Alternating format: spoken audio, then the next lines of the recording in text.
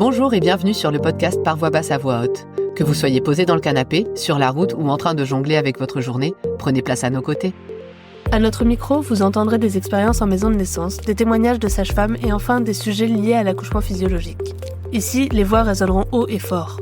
Nous ne sommes pas des professionnels de la périnatalité, mais deux mamans passionnées, convaincues que chaque famille a le droit d'avoir le choix du lieu où elle souhaite donner naissance. Notre objectif est simple, mettre en lumière les maisons de naissance en métropole et en outre-mer. Non pas en opposition aux autres formes ou lieux d'accouchement, mais bien comme une option précieuse dans le panel des choix possibles. Nous espérons que cette saison vous offrira des réponses, des inspirations et peut-être même des émotions. Nous souhaitons avant tout transmettre des expériences intimes et authentiques.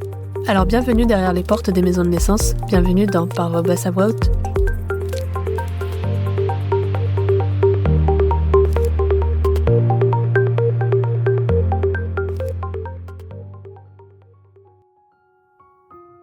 En ce début d'année 2025, nous ouvrons la saison avec la thématique de l'engagement et les maisons de naissance. Pour cet épisode, nous avons eu le plaisir d'accueillir Jeanne et Pauline, deux femmes impliquées dans la même maison de naissance, chacune occupant des rôles très différents. Jeanne, une maman usagère, et Pauline, une sage-femme engagée. Ensemble, elles nous offrent un éclairage unique sur les maisons de naissance, en partageant leur expérience et perspectives complémentaires. Qu'est-ce qui les a motivées à choisir cette voie ? Quels sont les défis qu'elles rencontrent ? Et quelles leçons tirent-elles de cette expérience ? Enfin, nous avons discuté de la gestion de la vie associative au cœur de ces structures. Aujourd'hui, Pauline et Jeanne nous parlent des coulisses souvent méconnues des maisons de naissance. Avant de commencer l'épisode, une info importante. Jusqu'au 31 janvier, notre kit mantra pour l'accouchement est en cours de financement participatif. Ce kit est une belle façon de soutenir notre podcast et nous aider à couvrir les frais liés à sa création, mais aussi faire résonner les voix des maisons de naissance toujours plus loin. En contrepartie, vous recevrez 8 cartes illustrées par nos soins, des épisodes Good Vibes et toutes les astuces et références de la saison 1. Nous proposons aussi une dorure en édition limitée, une petite œuvre symbolique pour garder un souvenir précieux de cette puissance de femme. On compte sur vous pour nous aider à réaliser ce beau projet. Merci pour votre soutien et bonne écoute. Bonjour Jeanne, bonjour Pauline. Bonjour. Bonjour. Bonjour Jeanne et Pauline. Bonjour à toi.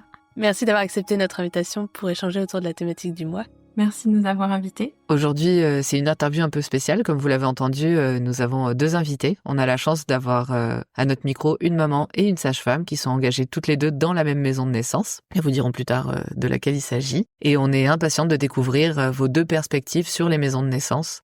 Mais pour commencer, est-ce que vous pourriez, chacune à votre tour, vous présenter ? Et Jeanne, si tu veux, tu peux commencer. Je m'appelle Jeanne, j'ai 38 ans, j'habite en Alsace, dans le centre Alsace. Je suis costumière et habilleuse de métier, donc intermittente.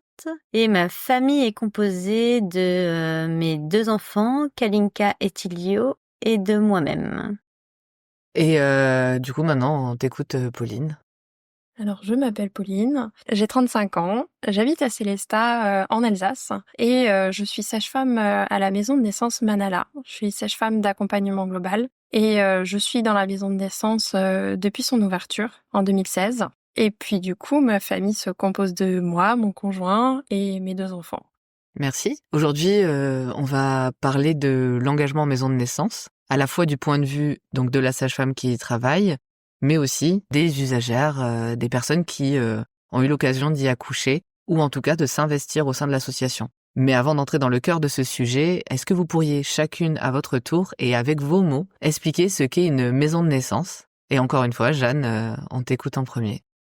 Donc une maison de naissance est un lieu où les mamans et leurs conjoints viennent pour accoucher de leurs enfants. C'est un lieu qui est souvent chaleureux, convivial, où on y croise d'autres parents qui sont avec les mêmes projets. Et surtout, on est entouré par une équipe de sages-femmes qu'on rencontre et qu'on connaît au fur et à mesure de ce parcours. Et toi, Pauline, du coup, c'est quoi pour toi une maison de naissance ? Alors, pour moi, une maison de naissance, c'est un endroit dans lequel on peut accoucher de manière physiologique avec une sage-femme qu'on connaît. C'est un lieu qui est accolé à l'hôpital et qui est construit un peu comme une maison qui va ressembler à la maison, qui est effectivement quelque chose de chaleureux et accueillant.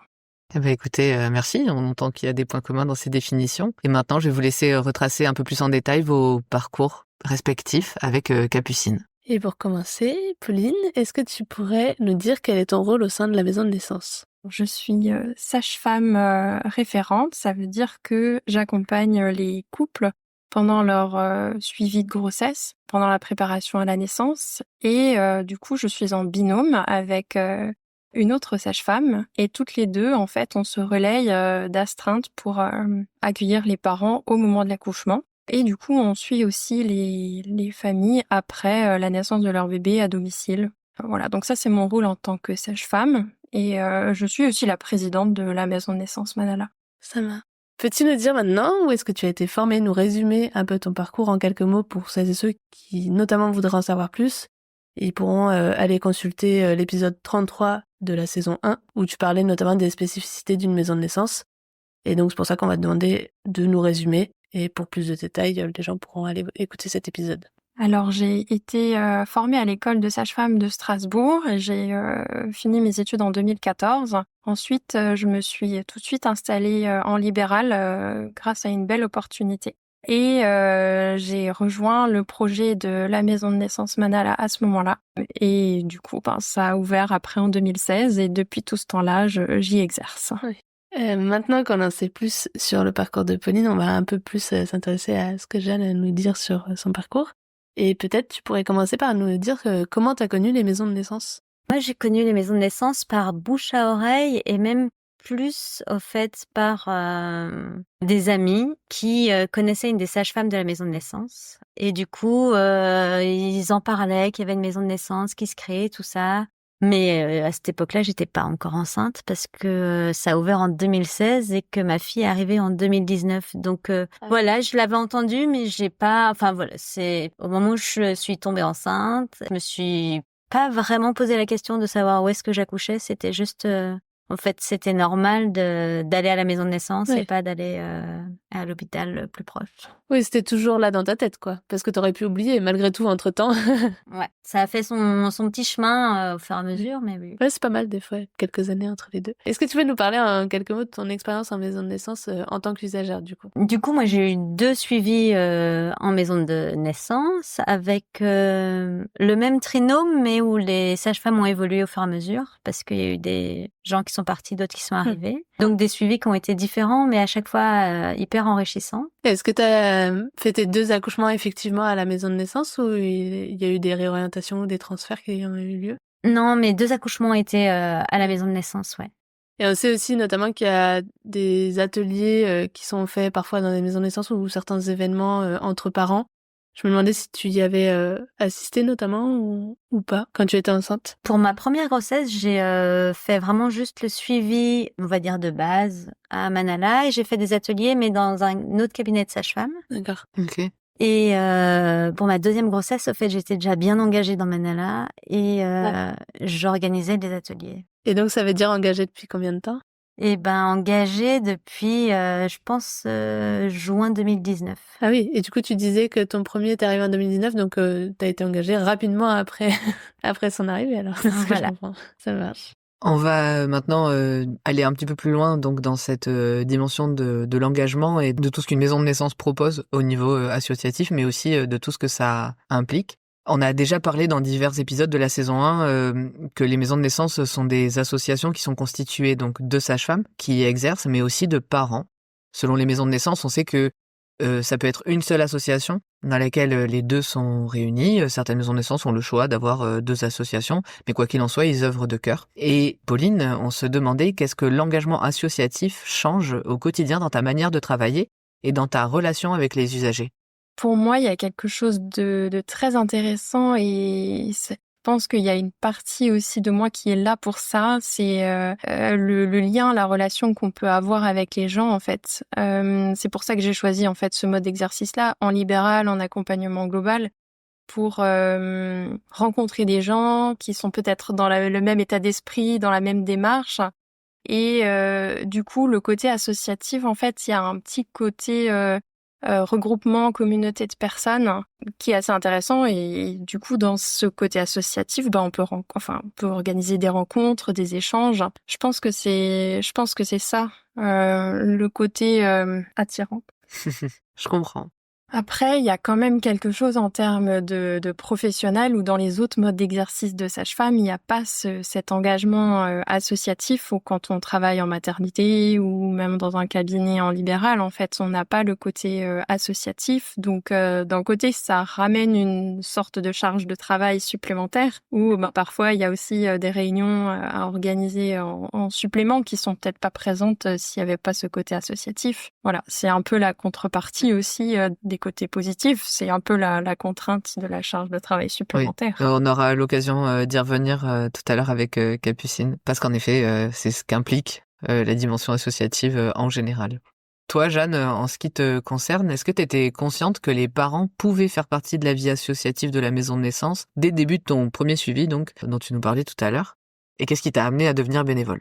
En fait, oui, parce que la sage-femme que j'ai rencontrée pour le premier rendez-vous m'a tout de suite parlé déjà de soirées de rencontres entre parents, de soirées de présentation de maison de naissance et aussi très rapidement d'assemblée générale qui sont arrivées très vite et auxquelles, au final, j'ai participé dès le début de ma première grossesse. Ok, oui. Ouais. Et donc oui, j'étais au courant que c'était en association. Après, effectivement, je suis dans une famille où on a toujours eu une habitude d'être assez impliqué dans les choses qu'on fait. Et au fait, c'est assez naturel que quand il y a une cause qui nous tient à cœur, de s'y engager et puis d'y aller vraiment soutenir les choses, quoi. C'est chouette, ouais. Et est-ce que tu avais des préjugés ou des craintes avant de t'engager dans la maison de naissance? Ah non, aucun. Je crois pas. Non, mais c'est intéressant. Après, vu que tu dis que c'est quelque chose qui est assez naturel dans ta vie de famille ou quoi, ça peut se comprendre, hein. Mais des fois, il y a des dimensions qu'on ignore ou qu'on n'évalue pas et qui peuvent questionner, en tout cas, sans forcément que ce soit une peur. Et du coup, je me demandais si tu avais idée des préjugés, des craintes que d'autres bénévoles pouvaient avoir s'ils l'ont partagé. Non, j'en ai pas vraiment discuté, effectivement, avec d'autres usagers là-dessus. Ouais. Je sais qu'il y a des parents qui se sont rendus compte, juste à une AG, qu'au fait, il manquait de bénévoles. Ça, oui, Ouais. et qu'ils s'imaginaient absolument pas que c'était possible que dans une maison de naissance, on manque de bénévoles, alors que c'est souvent le cas dans beaucoup de maisons de naissance et chez nous aussi. Mais après, d'avoir d'autres préjugés ou craintes, j'en ai pas entendu parler en tout cas. D'accord.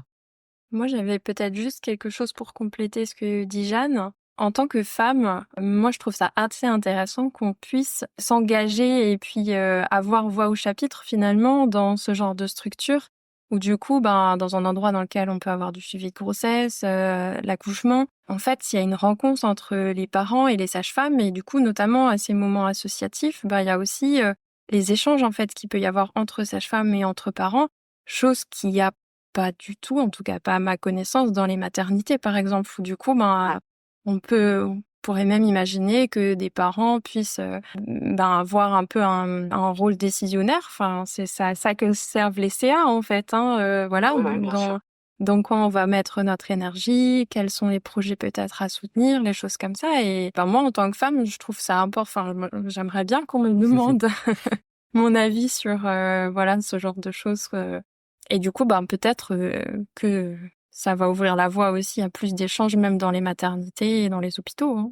Oui, on parlait tout à l'heure d'ailleurs des ateliers ou d'autres choses qui sont proposées. En effet, surtout après avoir déjà eu un accompagnement, c'est intéressant de pouvoir faire des retours là-dessus et de faire des propositions pour faire évoluer la dynamique, quoi. En tout cas, du coup, Pauline, quels sont pour toi les défis majeurs qui sont liés à l'aspect associatif, que ce soit au niveau du financement, au niveau de la reconnaissance, de la gestion globale de ce que représente l'association et comment ça impacte ton engagement?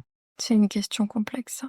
Pour moi, les défis majeurs du côté associatif, mais je pense que ça, c'est quelque chose de global pour presque toutes les associations qui existent pour tous les thèmes, c'est le manque de bénévoles, de gens qui veulent s'engager là-dedans. Et voilà, entre ce que nous, en tant que sage-femme, on aimerait créer comme communauté, et puis finalement, après, l'engagement, ça demande un engagement, en fait, de la part des parents, c'est sûr, qui sont en plus souvent des jeunes parents, qui n'ont pas forcément beaucoup de temps, qui sont fatigués. Voilà, donc du coup, c'est trouver les ressources humaines suffisantes. C'est ça le défi majeur. Je comprends. En tant que impact de ce que ça a sur moi, j'aurais envie qu'il y ait plus de monde, mais finalement, ça va pas m'empêcher de faire mon travail comme il faut. Voilà, là, on a des petites rencontres qui sont organisées par les parents. Ça me réjouit parce que on voit que il y a un engouement, il y a quelque chose qui se crée en fait entre les parents de la maison de naissance, et ça, c'est réjouissant de voir ce genre d'initiative. Oui, ça a un impact moral en fait sur l'équipe de professionnels. Oui, tout à fait. En fait, même aux dernières réunions de conseil d'administration, tout ça, on voyait aussi, et on leur a dit aux parents que de voir leur présence et de voir leurs idées, en fait, nous, ça nous remet un coup de boost au moral, en fait, puisque du coup, ça nous redonne du sens, ça nous rappelle aussi où, voilà, parfois on est fatigué et puis on a juste fait plein de paperasse et plein d'administratifs, et en fait, voilà, de voir des gens qui sont contents, qui sont là avec nous, et du coup, ça nous rebooste. Bien sûr, je comprends. Et toi, Jeanne, quels sont les défis majeurs en tant que bénévole, du coup, et comment ça impacte ton engagement à toi? Dernièrement, mon défi majeur, parce qu'au fait, ça a un peu évolué au fur et à mesure de mon engagement, quand même. Mais ça a été de poursuivre mon engagement et de réussir à vraiment être présente là où je m'engageais, où je disais que je pouvais être présente. Et au fait, d'allier entre la vie professionnelle, la vie parentale et puis l'engagement associatif. C'est vraiment en fait un défi un peu quotidien de se dire comment est-ce que je répartis mon temps et qu'est-ce que je garde en charge mentale et qu'est-ce que du coup j'abandonne ou pas, voilà. Oui, qu'est-ce qui est juste pour toi, pour avoir un équilibre sain Ouais. à ce niveau-là, ouais. Maintenant qu'on a parlé un peu des défis majeurs, on va un peu plus rentrer peut-être dans les limites de l'engagement et potentiellement de ce que ça peut peser, comme tu dis, sur certains points de la vie de chacune. Et du coup, on a déjà eu l'occasion de l'aborder dans divers épisodes de la saison 1, mais on aimerait bien avoir ton point de vue cette fois-ci, Pauline. Souvent, dans une maison de naissance, l'engagement associatif et l'implication personnelle semblent aller au-delà du simple cadre professionnel, comme tu le mentionnais déjà un peu. Comment, toi, t'as trouvé l'équilibre entre ta vie personnelle et ton engagement pour que tout fonctionne bien ensemble? En fait, c'est vrai qu'il y a un tout. En fait, il y a à la fois le côté professionnel, vraiment strictement sage-femme, et puis la part dans l'associatif de la maison de naissance, qui est peut-être pas forcément non plus le même en fonction des maisons de naissance, en fonction des différentes sages-femmes en maison de naissance. Après, moi, personnellement, j'y trouve mon équilibre parce que la manière dont je travaille m'apporte beaucoup.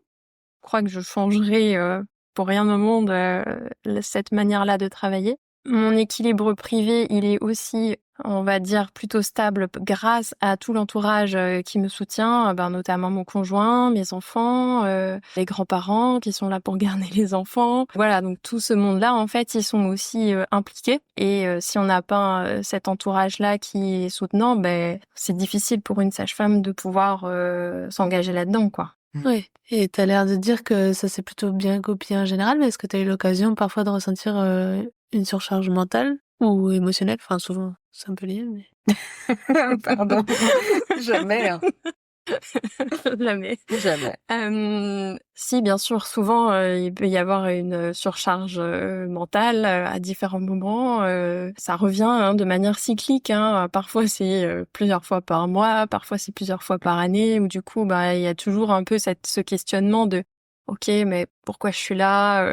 Est-ce que je continue? Est-ce que je continue pas? Je pense que qui ne s'est pas posé ces questions, mais voilà, c'est sûr que en fait, c'est pas, peut-être que je caricature un peu, mais c'est pas un travail de bureau où on vient le matin, on repart le soir et on n'a rien à faire autour. Et voilà, c'est vrai que ça demande aussi une disponibilité assez importante, notamment avec les astreintes, mais aussi un peu en charge mentale des différentes choses qui sont à faire. Bah voilà, parfois on est amené à répondre à des mails le soir après encore être rentré. Je pense qu'il y a aussi toute la charge administrative au niveau de l'asso et tout ça, quoi. Ouais. Qui j'imagine se fait en dehors, enfin forcément en dehors des populations, quoi. Ouais, c'est la charge associative, c'est sûr qu'elle est là. Après, on se la partage aussi. Voilà, on est un peu tous dans le même bateau pour ça, quoi. Mais En tout cas, en tant que présidente, tu prends quand même une bonne charge une charge mentale. mentale de la gestion de l'association, ouais. C'est quand même, Ouais, c'est pas négligeable quand même dans ton temps de travail. Après, tu viens de me dire que tu changerais pour rien au monde, donc jusqu'à présent, en tout cas, à chaque fois que tu t'es demandé si ça valait le coup ou pas de continuer, pour l'instant, en tout cas, t'en es toujours arrivé à la conclusion que ça valait le coup. C'est ça, pour l'instant. Et en fait, ce que je trouve chouette dans ce côté-là, bah, c'est d'ailleurs les autres podcasts des Sauts de Sages-Femmes aussi que vous avez interviewés, où du coup, ben il y a aussi des tellement beaux témoignages en fait de sages-femmes qui sont motivées. Et enfin voilà, ça redonne aussi du boost parce que finalement, même entre sages-femmes de maison de naissance, on se connaît pas forcément toutes, et du coup, voilà, bah ça nous permet aussi de découvrir d'autres expériences. Il y a le côté très militant aussi. C'est-à-dire que pour moi, ben j'ai envie en fait de défendre le choix des femmes d'accoucher et de pouvoir avoir un choix dans le suivi qu'elles ont envie d'avoir, parce que finalement c'est pas que l'accouchement, mais c'est toute la démarche, le suivi de grossesse, l'accompagnement, l'accouchement bien sûr, mais aussi après. Et en fait, cet engagement-là, je milite pour, et du coup c'est presque aussi malgré moi en fait. Ou du coup, c'est pour ça que j'ai envie de me battre, et c'est ça ce qui donne sens à ma vie, quoi. Ouais. Comme tu disais tout à l'heure, en fait, ça fait écho à finalement au fait que tu sois une femme, même au-delà d'être une sage-femme, en fait. Tout à fait. Et du coup, toi, Jeanne, est-ce que tu as trouvé que cette implication bénévole pouvait parfois aussi aller trop loin, et notamment donc là du point de vue des femmes, pensant notamment au fait qu'elles viennent souvent de vivre un moment assez intense de leur vie, que ce soit la grossesse ou l'accouchement ou le postpartum. Est-ce que du coup, l'idée d'être bénévole dans un tel contexte pouvait du coup parfois amener une certaine charge, ou au contraire une bouffée d'air? Enfin, toi de nous raconter un peu ce que t'entends par là. Mon engagement, ça a été, je pense d'abord une bouffée d'air aussi, et une manière aussi de pouvoir rencontrer d'autres parents, d'avoir un lien social autre que professionnel au final. Et on a eu de chouettes moments vraiment avant Covid, où on avait un beau groupe de mamans qui ont évolué tout ensemble et tout ça, et où au final l'engagement était de soi, et où ça roulait, et puis on se voyait tous les quelques temps et tout ça, et voilà, où il y avait un beau groupe de parents qui étaient là, et du coup l'engagement était facile au fait, et c'était pas... Oui, il y avait une charge de travail parce que je me suis pris des responsabilités dans la maison de naissance, en voulant aider pour gérer tout ce qui était atelier externe, et enfin tout ce qui était atelier proposé au sein de la maison de naissance. Mais en fait, c'était pas une surcharge non plus. Après, il a fallu qu'on s'organise pour le faire, pour que ce soit fait de manière le plus professionnelle au final possible. Enfin voilà, on est bénévole, donc oui, on n'est pas forcément formé à ce type d'activité. Donc voilà, c'est une manière d'acquérir des nouvelles connaissances, des nouvelles manières de travailler aussi, et tout ça. Et je trouve que ça a été très très dur en post-Covid de revenir avec de garder cet engagement et de réussir à reformer un groupe qui puisse redonner vie, enfin reprendre vie vraiment sur cette maison de naissance. Donc ça a vivoté, et là j'ai l'impression que ça commence à reprendre vraiment seulement 4 ans après cette période de Covid quand même. Ouais, ça fait un gros gap, ouais. Alors il y a eu des choses qui sont passées quand même, il y a eu, enfin voilà, mais ça a été au niveau engagement, où il y a un vrai noyau qui se forme et qui est pour faire quelque chose. J'ai l'impression que c'est actuellement où ça reprend vraiment ensemble, quoi. Ouais. Ce qu'il y a aussi, c'est que du coup, au début de l'ouverture de la maison de naissance, on avait un bon noyau de parents qui étaient très militants justement pour enfin, ça venait d'ouvrir en fait la maison de naissance, donc il fallait encore, c'était une période où il fallait se battre quoi, pour que ça existe. Et maintenant, on est passé dans quelque chose qui est plus, finalement, ça fonctionne, c'est la Ça norme, existe. donc on n'a plus forcément besoin de s'engager, de se battre, enfin du point de vue des parents. Moi, en tant que sage-femme, je vois qu'il y a quand même encore toujours besoin de se battre, mais du coup, peut-être un peu moins de la vision des parents, quoi. Donc peut-être ça peut expliquer aussi un engagement qui est peut-être moins important aujourd'hui. Oui. Ouais, il y a une certaine logique, quoi. Et en même temps, je me permets de rebondir parce que tu viens de dire, c'est la norme pour les gens qui ont la chance d'en avoir une à côté de chez eux, mais c'est loin d'être la norme du territoire français. Donc, c'est pour ça que même en tant que parent, ça reste important de soutenir ou de s'engager même sur les projets de maison de naissance. Il y en a un certain nombre, donc faut pas hésiter aussi à se renseigner pour les soutenir, quoi. Oui, c'est un peu le penchant en fait de côté enfin, tu as ces naissances et toutes ces super expériences et tout ça, et t'as le côté où effectivement associatif, où tu t'engages, et puis au fait c'est vraiment où faut que tu ailles, c'est du travail au quotidien, et tu es obligé d'avoir cet engagement pour que les choses avancent au fait, parce que s'il y a personne qui se met derrière et qui s'engage là-dedans, en fait les maisons de naissance elles peuvent pas vivre quoi. Donc c'est l'autre facette de la maison de naissance aussi. En fait, je pense que le côté bénévolat associatif, il est induit par le fait qu'il n'y ait pas assez d'argent. Parce que du coup, si on avait des personnes pour la coordination, pour l'administratif, pour la comptabilité, la trésorerie, du coup, ça permettrait d'avoir des gens qui sont payés, qui sont formés en fait pour ça, plutôt que ce soit nous, sages-femmes, ou parents, qui ayons cette charge-là à avoir, quoi. Bah ouais, mais en fait, je pense que c'est pas mal de parler des doubles casquettes des sages-femmes qui sont à chaque fois, il faut qu'elles s'inventent d'être justement comptables, trésorières, enfin tu vois, tous à chaque fois de coordinatrices, ou c'est vraiment un deuxième métier du fait de l'association en fait. Du fait de la structure aussi, en Ouais. fait. Hein, Oui, de la maison, ouais. Je pense aux maisons de santé ou de choses comme ça, du coup, qui sont aussi co-gérées par plusieurs professionnels avec des professions différentes et tout ça. Et du coup, il y en a souvent un ou l'autre qui a des tâches administratives liées à la structure, mais qui est rémunéré. Nous, c'est pas qu'on n'a pas envie de le faire, mais c'est juste que notre travail à côté, il est tellement déjà prenant que du coup, se rajouter aussi encore une tâche de coordination ou de choses administratives, c'est prenant en fait. Et du coup, ça prend du temps sur notre cœur de métier qui est l'accompagnement global, et qui, du coup, si on fait plus que ce qu'on aime faire, finalement, on n'y trouve plus notre compte non plus, quoi. Oui, c'est sûr.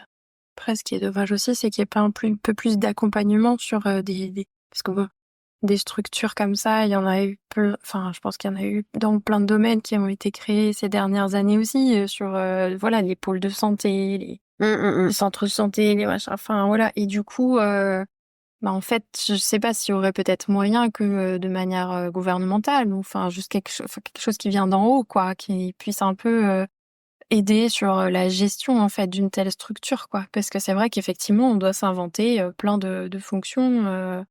Voilà, en communication aussi, en site internet, enfin, Toutes on les doit casquettes. savoir faire tout, quoi.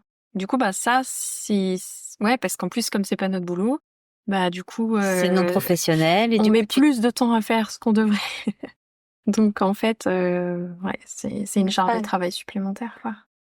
Et je me demande du coup, dans cette veine-là, tout à l'heure tu parlais du fait qu'il y a plusieurs maisons de naissance, notamment vous avez des fonctionnements un peu différents, et notamment tu parlais carrément aussi de certaines choses autour de la pérennisation qui n'ont pas été choisies de la même manière dès le début. Et je me demandais à quel point vous avez des choses en commun, des choses qui font un peu les directives de chaque maison de naissance, et notamment à quel point vous pouvez aussi, en dehors de l'aspect parent, sage-femme au sein d'une maison de naissance, trouver peut-être une solidarité ailleurs avec les autres maisons de naissance. Alors, il y en a pas beaucoup, certes, mais ça commence à se débloquer un petit peu. Enfin voilà, on va on voit des projets naître un peu partout et on espère qu'ils vont aboutir. Mais si tu pouvais peut-être parler un peu aussi de cette solidarité plus grande, peut-être, s'il en existe. Oui, alors il y a le collectif des maisons de naissance, du coup, qui a permis de regrouper les différentes maisons de naissance et aussi les projets.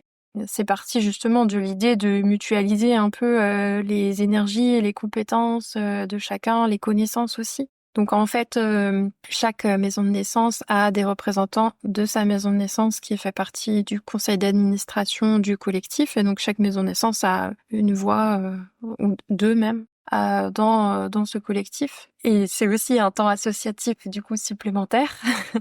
Voilà. Ce serait d'ailleurs intéressant que le collectif soit soutenu d'ailleurs par un financement qui permette justement de coordonner un petit peu plutôt que chacune fasse dans son coin. Ben, ce serait intéressant qu'il y ait une collaboration et un travail ensemble. D'ailleurs, le collectif, ils ont aussi des liens avec des instances qui sont un peu plus hautes. Donc, par exemple, la direction générale de l'offre de soins ou la haute autorité de santé. Et du coup, bah ça permet aussi de travailler, par exemple, sur des critères d'éligibilité qui sont en train d'être travaillés. C'est-à-dire qui peut accoucher en maison de naissance et qui peut pas. Donc ça, c'est quelque chose d'assez intéressant aussi, qui reste encore à construire, quoi. Oui. Une chose de plus, ouais. En tant que bénévole, donc la sage-femme qui travaille en maison de naissance, c'est son métier d'une certaine manière qu'elle défend aussi. Quand bien même il y a des heures supplémentaires du fait de cette association et il y a du personnel et du privé, ça n'empêche qu'on imagine que de s'être lancé dans ce métier-là, il y avait déjà une envie, en tout cas, de se battre pour les naissances différentes. Et je me demandais, du coup, Jeanne, ce que ça allait chercher en toi, le fait justement de, pour le coup, de ne pas être payée. Alors, quand bien même la partie associative, on est d'accord, des sages-femmes n'est pas payée. Je parle de que ça soit pas ton métier. Je me demandais ce que tu avais à en dire, qu'est-ce que ça va chercher en termes peut-être de valeurs et de choses profondes en toi qui font que on est là et encore là. En fait, quand même, l'accouchement en maison de naissance et l'accouchement, je pense, physiologique particulièrement, il y a quand même un empowerment qui te prend un peu au triple. Enfin, moi, c'est ce que j'ai ressenti. Et voilà, et du coup, de toute la découverte de la maternité et tout ça, et ça a été quelque chose qui a été assez fort pour moi. Et justement, du coup, moi, je me suis engagée donc vraiment dans tout ce qui était atelier. Et moi, ça m'enrichissait de savoir qu'est-ce qu'on pouvait proposer comme atelier aux mamans qui étaient en postpartum ou en prénatal.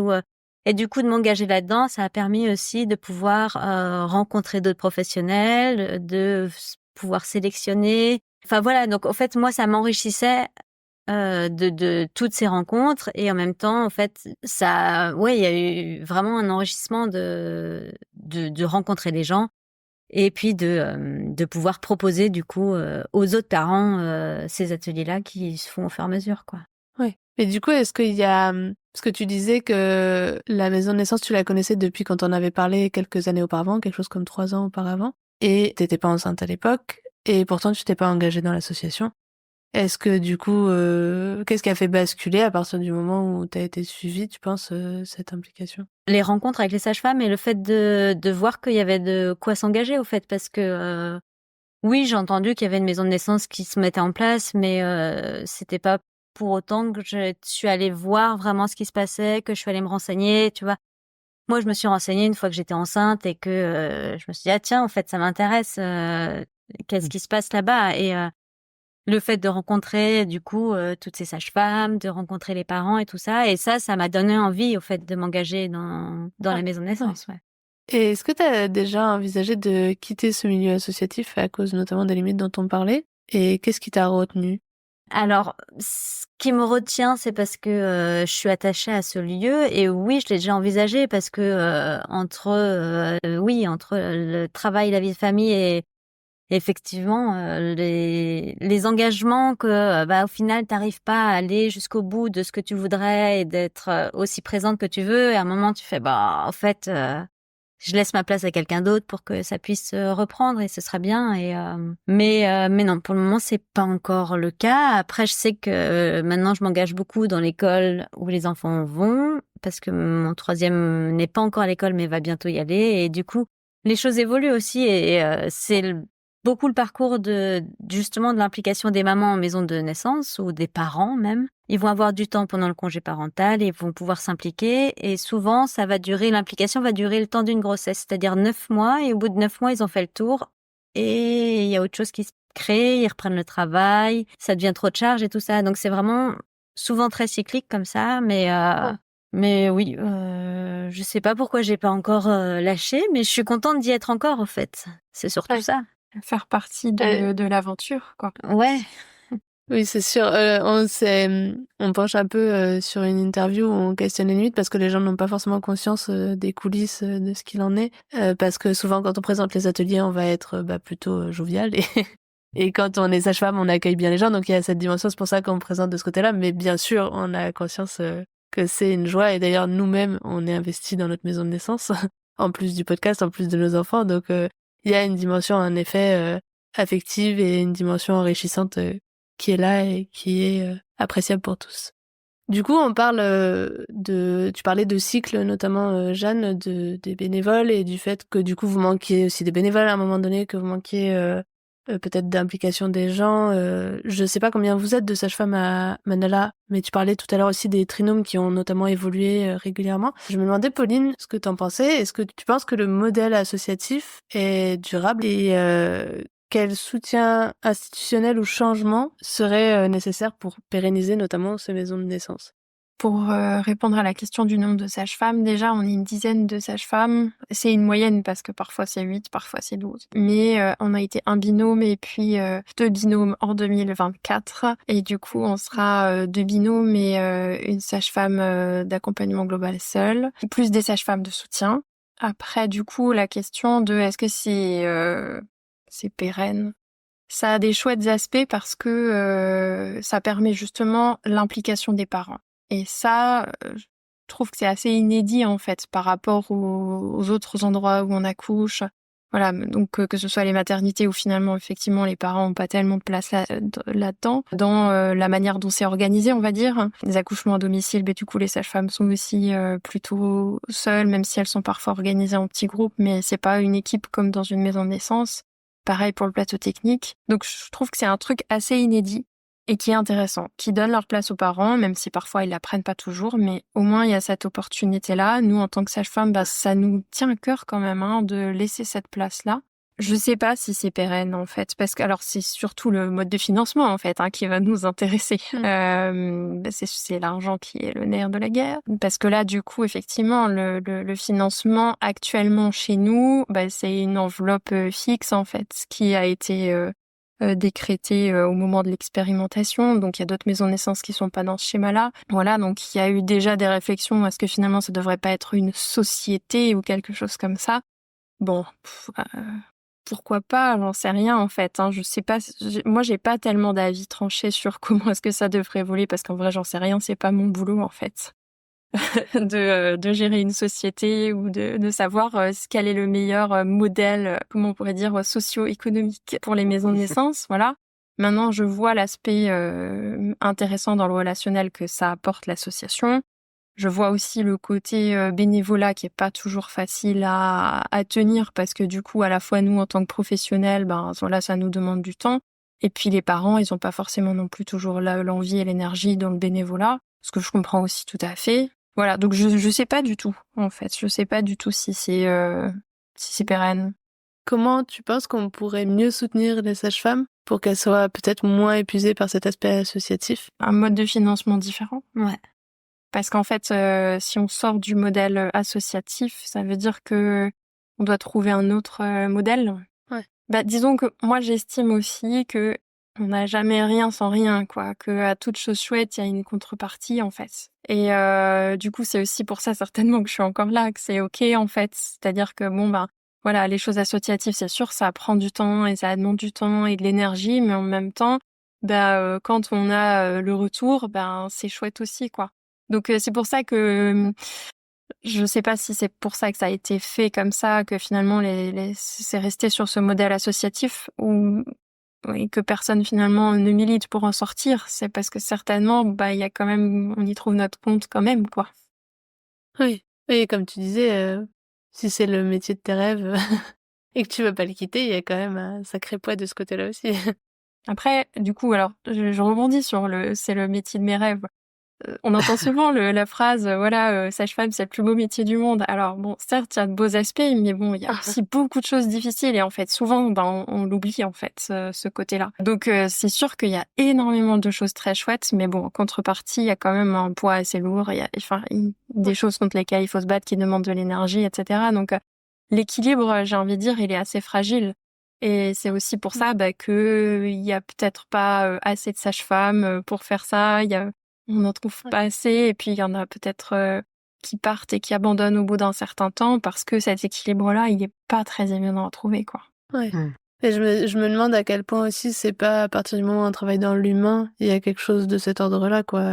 Dans n'importe quel métier Ouais. qui met l'humain au cœur de l'histoire, il y a de l'émotionnel, il y a de la charge, il y a du vivre ensemble, il y a du faire avec ce que tout le monde est, et il y a souvent pas assez d'argent. Que ce soit à peu près dans tous les domaines, ça, je crois qu'on retrouve ça souvent pour en tout cas essayer de pallier à certaines choses, notamment que ce soit matériel ou que ce soit même être reconnu à sa juste valeur dans le métier qu'on fait. Donc oui, tout à fait. Alors, en tant que bénévole, moi, ça fait 6 ans que je suis du coup à la maison de naissance de Manala. Et au fait, on se disait toujours oui, mais une fois que ça va être pérennisé, ce sera plus posé, ce sera plus tranquille et tout ça. Moi, ça fait 6 ans que je suis bénévole là, et ça fait 6 ans que je sens les sages-femmes toujours en lutte et en combat pour que la maison de naissance existe, pour que tout le monde soit reconnu, pour recruter des gens, pour... Enfin voilà, il y a quand même toujours ce besoin d'être... c'est pas reposant en fait, c'est toujours hyper présent et hyper là pour que les choses puissent continuer à se faire. Ouais. Elle parlait de militantisme tout à l'heure, on y est, quoi. C'est toujours là-dedans. Et d'ailleurs, j'ai envie de te dire, encore une fois, on a monté le podcast pour des raisons similaires, hein. C'est-à-dire qu'on a bien vu que les sages-femmes se battaient, et nous, ça a été notre moyen aussi de mettre un peu la pierre à l'édifice en disant, écoutez ce qui a à être dit, et écoutez ce que c'est qu'une expérience en maison de naissance, et ce que ça vaut, et ce que les gens attendent aussi de ces structures, et à quel point elles sont demandées et attendues aussi par les gens. Et que ça aussi, c'est pas encore assez reconnu, donc oui, je comprends tout à fait. Ouais, dans l'idée de casser les préjugés, justement, et de pouvoir se rendre compte des différentes dimensions, même ce que tu disais, Pauline, en fait. Le besoin de recruter sans arrêt des bénévoles, ou même ce que tu disais, Jeanne, tu vois, vu qu'en général, l'engagement est très ponctuel. Souvent, on constate qu'en effet, les gens sont surpris, alors que ce bénévolat-là et ce soutien-là, aussi minime soit-il, même si c'est 1 heure par mois, c'est déjà énorme, en fait, pour une maison de naissance. En tout cas, tu viens de nous parler là, Pauline, justement de ce besoin de militer, ce plaisir aussi, en fait, à recevoir le retour des parents, à constater que ce modèle-là associatif aujourd'hui ouvre cette porte aussi aux parents, qu'on retrouverait pas forcément dans un autre modèle. Et dans le cadre donc d'une maison de naissance, quelles sont les valeurs que t'associes au travail que tu pratiques et qui s'y pratiquent en général, et qui ne sont pas toujours présentes dans le cadre hospitalier? Parce que là, on vient de parler vraiment du système associatif, mais il y a aussi cette dimension, ce que propose une maison de naissance, et ce qu'on retrouve du coup dans des maternités cliniques ou hospitalières, et qui sont peut-être un petit peu différentes, quoi. La première chose qui vient, c'est prendre le temps. En fait, en tant que sage-femme, du coup en libéral, on peut prendre le temps qu'on veut. Après, c'est pas plus payé si on prend trop de temps, mais voilà, en tout cas, on a cette liberté-là de prendre le temps. Et la contrepartie de prendre le temps du point de vue associatif, c'est que justement, on prend ce temps, en fait. Ouais. C'est un peu les deux côtés de la médaille. C'est, je pense, une grosse différence avec les collègues qui sont hospitalières aujourd'hui, ou qui sont un peu, justement, qui n'ont pas forcément le temps. Parfois oui, mais pas toujours, quoi. Dans le modèle hospitalier, où du coup, il y a aussi la contrainte de devoir gérer plusieurs personnes en même temps. C'est vrai. Et est-ce que tu penses que le cadre associatif favorise un lien plus fort avec les familles, ou au contraire que ça peut devenir une charge émotionnelle, vu que c'est un lien justement différent dont tu parlais en début d'interview, qui se crée entre les femmes, les familles et les sages-femmes?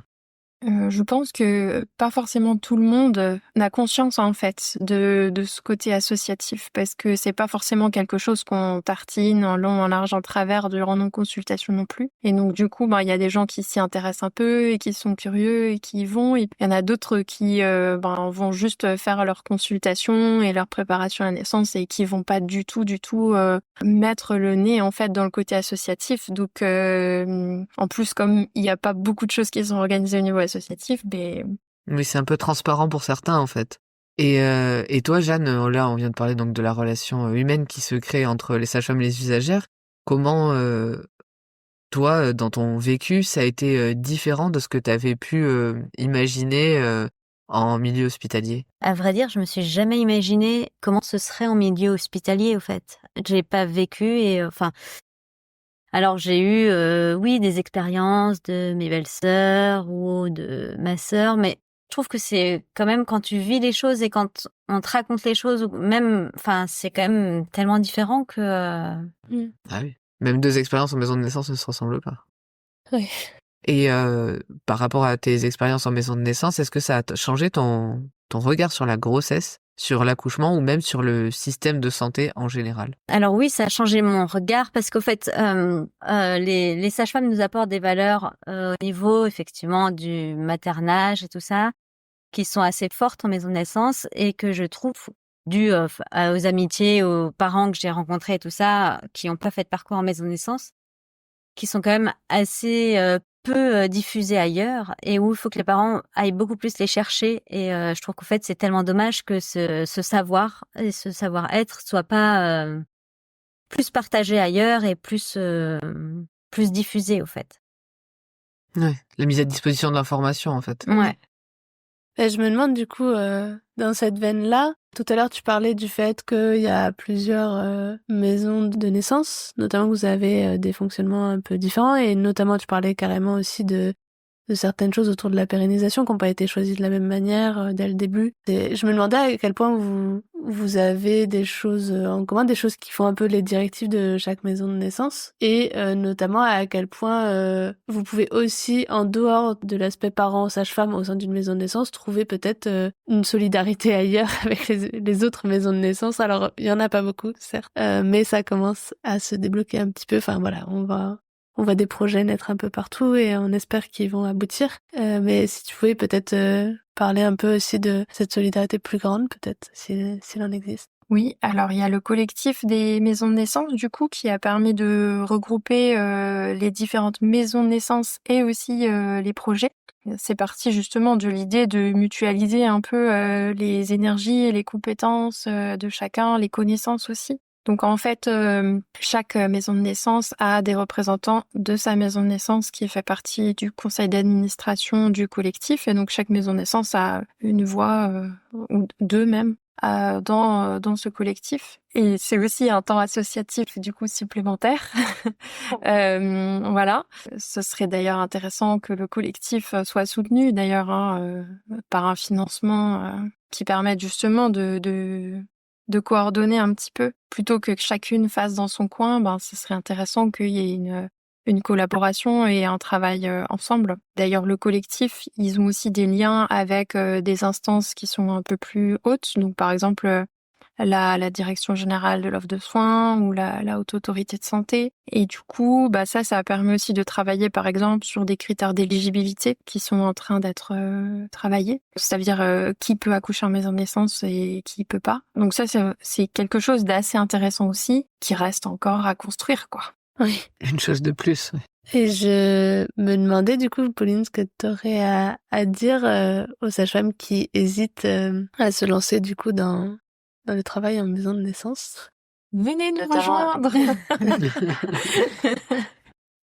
On fait des cookies, c'est bien. Mais si tu pouvais nous partager aussi ta passion de ce métier. J'ai envie de leur dire de nous rejoindre en fait et d'essayer parce qu'en fait tant qu'on n'a pas essayé on peut pas savoir ce qui se passe dans une maison de naissance en fait et du coup il y a toujours un a priori enfin en fait faut franchir le pas. Si on est en libéral ça nous permet aussi de remettre un pied dans les naissances en fait et du coup voilà parce que la majorité des sages-femmes libérales elles ont pas forcément le côté naissance donc voilà c'est sûr qu'il y a des contraintes, il y a des astreintes mais en fait ce qu'on vit en fait ici auprès des couples, des parents, c'est quand même quelque chose de très très fort. Et quand on est hospitalière et si on aspire à accompagner les gens de manière différente, en prenant le temps, surtout en connaissant en fait les couples qu'on accompagne au moment de la naissance, ça c'est tellement riche en fait. Voilà, il y a moyen de prendre des dispos, de venir tester. Pour voir si ça peut nous plaire. En fait, toutes les maisons de naissance, je crois, il me semble, recrutent. Donc, il y a peut-être moyen de juste tester en tant que sage-femme 1, ça veut dire avec vraiment une activité d'accompagnement global. Et puis, la sage-femme de soutien, la sage-femme 2, qui va aussi prendre des astreintes, parfois même plus ponctuellement, qui a pas forcément le suivi des couples, mais du coup qui permet d'avoir aussi cette liberté, cette activité à côté. Donc il y a plusieurs fonctions dans une maison de naissance. C'est chouette, quoi. Merci. Et toi, Jeanne, qu'est-ce que tu dirais à d'autres femmes qui hésitent à s'engager dans ce type de bénévolat? Je dirais que les rencontres, elles sont vraiment riches et le fait de pouvoir partager toutes ces expériences et tout ça avec d'autres parents qui sont dans les mêmes envies de partage et tout ça, ça apporte énormément à sa manière de faire, à sa manière d'être et puis à réfléchir à comment on peut voir les choses, la parentalité, à s'entraider et puis je trouve ça hyper chouette le fait de pouvoir échanger autour de la maternité parce qu'on est quand même souvent seul. C'est un super endroit pour pouvoir échanger, se retrouver entre parents et c'est hyper riche. Oui, au début de l'interview, tu parlais de bouffées d'air, justement, dans certains cas, par rapport à la solitude ou à tout ce que le postpartum peut aussi être confrontant vis-à-vis de soi, émotionnellement ou autre. Donc, c'est aussi ça qui peut être retrouvé quand tu dis les rencontres et les échanges. Et du coup, je tiens à préciser, j'imagine que c'est le cas dans toutes les maisons de naissance. Plus on serait de bénévoles, moins la charge aussi pourrait être grande. Idem pour les sages-femmes. Et pareil pour les sages-femmes, du coup. Plus elles sont nombreuses, moins elles sont d'astreintes. C'est ça. Et donc, il y a une dimension aussi où parfois, donc là, Jeanne, j'imagine, notamment si t'es invitée aujourd'hui chez nous, c'est que tu fais partie certainement des plus représentatives au niveau bénévole.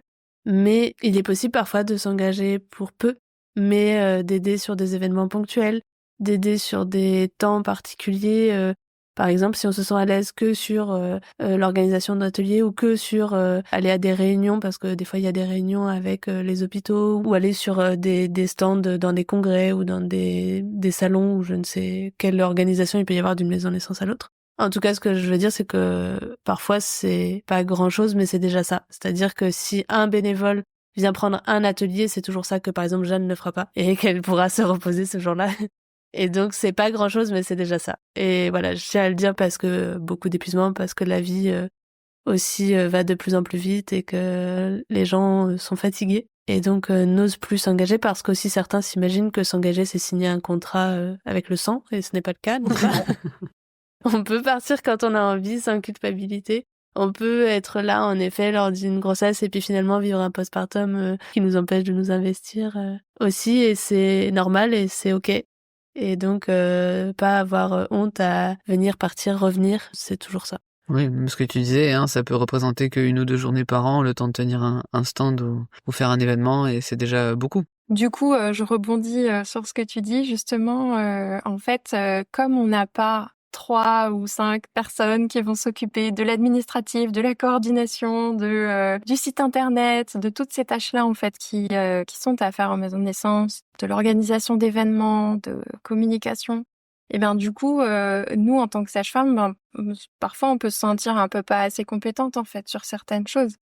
Et du coup, dans tous les gens qu'on rencontre qui traversent à la maison de naissance, du coup, il y a parfois des experts en web designer, il y a des experts sur d'autres sujets. Et du coup, en fait, toute cette aide, en fait, elle est la bienvenue parce qu'on l'a de personne d'autre, en fait. Comment optimiser la comptabilité? Oui. Forcément, vous, c'est pas votre métier. Et pour le coup, vous avez des parents dont c'est le métier, parfois. Donc, en effet. Et c'est là où tu parles d'enrichissement aussi entre les personnes. Il y a cette dimension aussi de s'apprendre des nouvelles compétences aussi de ce genre. Et donc, avant de nous quitter, on aimerait bien vous poser une dernière question qu'on pose à tous nos épisodes, qu'on t'a déjà donc posé, Pauline, lors de la saison 1, mais on espère que tu seras créative une nouvelle fois. Est-ce que vous avez une petite astuce à partager à toutes les personnes qui nous écoutent et qui se préparent à un accouchement physiologique? Peut-être tu peux commencer, Jeanne.